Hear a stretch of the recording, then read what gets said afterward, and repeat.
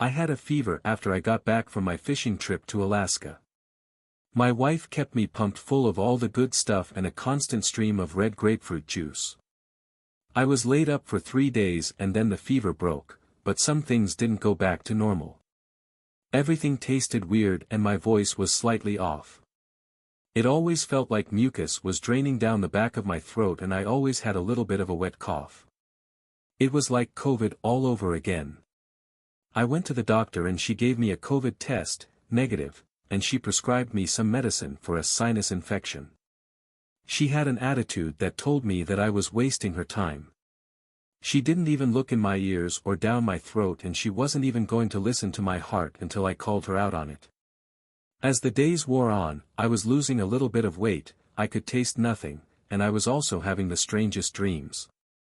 I couldn't say anything to my wife because all of them involved me cheating on her.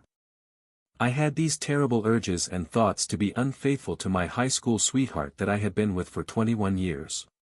Every woman I would pass, a voice in my head told me that I had to kiss her. To taste her. About a month after my fever broke, my wife started one of her own. I took care of her the way she took care of me. She went through everything I did, and our doctor treated her the same awful way she had treated me. After that, we decided that we needed a new doctor. My wife pulled through and she complained of the same symptoms that I did. I also noticed that her voice did sound different. Just slightly. Life went on. And so did the terrible urges I had. I never acted on them. I wondered if my wife was having the same thing. I didn't have to wait long to get an answer. She admitted that she had been thinking about the same things and she hated it. We had to wait 2 months before we could get an appointment with our new doctor. Her diagnosis was terrifying. I had contracted a newly discovered parasite up north. She asked us if we had heard of the tongue-eating louse, and then she had me stick out my tongue. She jabbed it with a needle. My wife screamed and I felt something crawling down my chin. The parasite had slowly devoured my tongue and taken its place. The ever-present mucus in the back of my throat was from the thing excreting as it was feeding on my blood, and that urge to kiss women was the thing manipulating my brain into finding multiple hosts for its offspring. Unfortunately, I infected my wife. Stay safe. As I stepped into the small elevator, the man immediately started staring at me. It was just the two of us, and the panel was on his side. Luckily, the button for the first floor was already pressed, no need for chatting. But it was a tall, old building, and as the elevator slowly passed through its 32 floors, I noticed the man kept sizing me up. I focused on the door. "Are you Anna Hansen?" he asked. "Yes," I replied. "I knew it," he exclaimed, excitedly. "I've been following your career since the 2021 state championship. You made history there." "Thank you," I responded. Just a gymnastics fan, I guess, but his appearance left me uneasy. He looked to be in his 40s, about 6 feet, with wild, thinning hair. I'm 5 feet 1 inch. I had never seen him in the building before, and I came here every Thursday for therapy. "I just want to say," he continued, "the blue leotard you wore during your last vault was the prettiest I've seen." Okay, my instincts weren't wrong. What a creep. I thanked him again, forcing an awkward smile, and turned to the elevator's display. 5th floor. Almost there.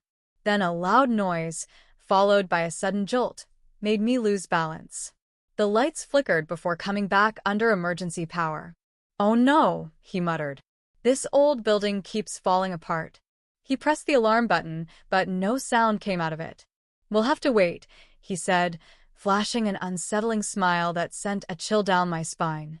Determined not to engage further, I checked my phone, no signal. We sat in silence for minutes until, of course, he decided to speak again. "Your life story is also quite impressive," he said. "Daughter of a poor Texas rancher. Left the cows for the city and got discovered at 12. Really moving." "Thank you," I replied, now uneasy with how much he knew about my background. "You're my second favorite gymnast," he added. "After Carly Miller." That name made my skin crawl. Carly Miller was my biggest rival. In a month, We were set to face off in the national finals. The man reached into his pocket, pulling out a small blade. "But it's not a fair comparison," he said, a twisted grin forming as he stepped closer. "For Carly, I'd do anything. Anything." What happened next was hard to explain to the police. The stab I took in my shoulder, the gun on my right hip, and the 3 shots I fired into his chest. The relief of seeing the elevator doors open again, even if I was soaked in blood. The injuries kept me from competing in the finals, but Carly Miller was also unable to compete. She was arrested 5 days later for encouraging a fan to murder me, texting him details of my daily routine. Thankfully, her research wasn't detailed enough. The daughter of a Texas rancher always carries a gun. This was the first time I had gone to a fortune teller. It was on an Bad Street in the city center, squeezed between a Chinese restaurant and a shady massage parlor. A friend had told me about the place, saying she always went there in difficult times and that, so far, the cards had never been wrong. Inside, there was only space for a small black booth where a woman in her 60s sat on a tiny stool. She wore a shawl and a turban, and the air smelled of incense.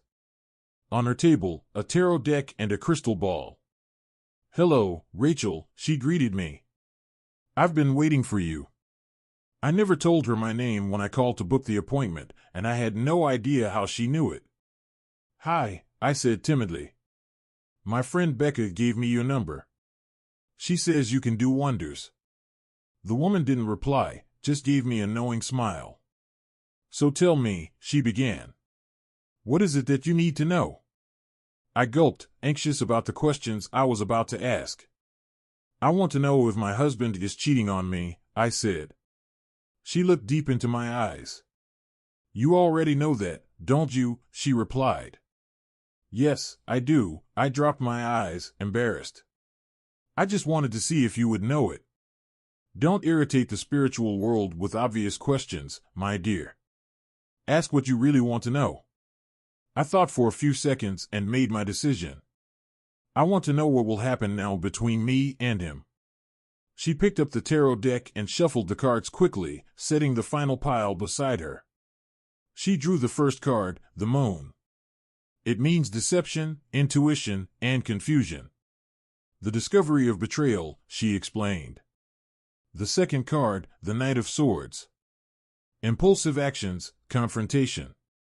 You will have a clash with your husband over his infidelity. The third card, death. Her eyes widened. This could mean radical transformation, literal death, or both. I covered my mouth to hold back a laugh. The woman, uncomfortable, asked what was so funny. "I thought this was supposed to show the future, not the past," I shared. "My husband and Becca are already dead." The woman paled, shocked. I doubt she imagined that her last session with Becca would lead to this. But it was after that reading, when the cards revealed the truth would come out, that she came to me in tears, begging for forgiveness. That's how I found out about them and why I snapped. Becca had been my best friend since high school. "But I am ready to ask my final question, if that's okay," I continued. "Will their bodies ever be found?"